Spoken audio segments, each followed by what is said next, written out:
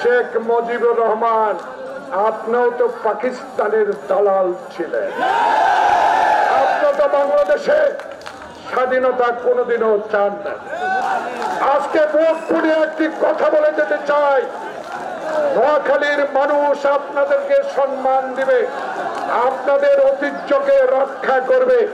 যদি আপনারা আগামীতে আজকে হোক কালকে হোক নোয়াখালীর 6টি উপজেলায় এবং কয়েকটি পৌরসভায় যেই কমিটি দিবেন আমার আপত্তি নাই, কিন্তু যেই লোকগুলো হাটিপানিতে দাঁড়িয়ে পুলিশের বিরুদ্ধে রুখে দাঁড়িয়েছিল তারা অ্যাডভান্সড হাইজিন বডি ওয়াশ যার স্কিন রাখে ময়শ্চারাইজড 72 ঘন্টা পর্যন্ত। Smart people smart shower.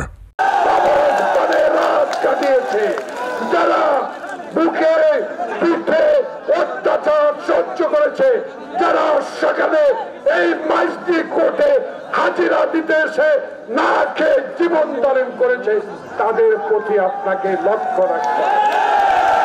আমি এমপি চাই না, আমার প্রত্যাশী কাজী মফিজুর রহমান সাহেব এবং সেনবাগের আব্দুল মান্নান সাহেব আপনাদেরকে বিনয়ের সাথে অনুরোধ জানাবো, আগে দল করি, আগে তারেক জিয়ার সংগঠনকে শক্তিশালী করি, আগে তারেক রহমানকে বাংলাদেশে একটি নিরপেক্ষ নির্বাচনের মাধ্যমে ক্ষমতায় বসাবার চেষ্টা করি এবং এরশাদ বিরোধী আন্দোলনে যেই মা সারা পৃথিবীতে আপসহীন নেতৃত্ব লাভ করেছেন সেই খালেদা জিয়াকে আল্লাহর দরবারে দোয়া করে বেঁচে রাখতে হবে।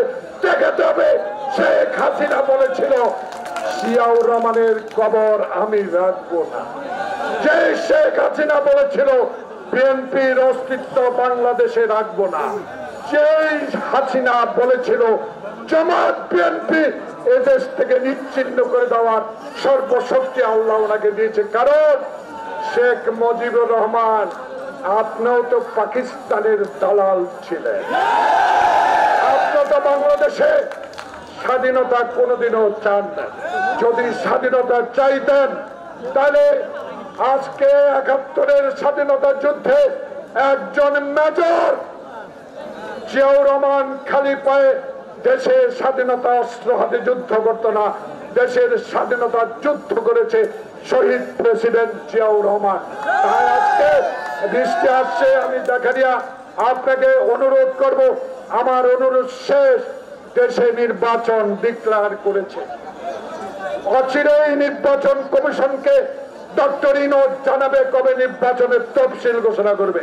আসুন সকলে ভেদাভেদে ভুলে যায়, তারেক রহমান যাকেই নমিনেশন দেয় তার পক্ষে কাজ করে আগামীতে তারেক রহমানকে রাষ্ট্রপতি না প্রধানমন্ত্রী নিযুক্ত। আল্লাহ হাফেজ। বাংলাদেশ জিন্দাবাদ।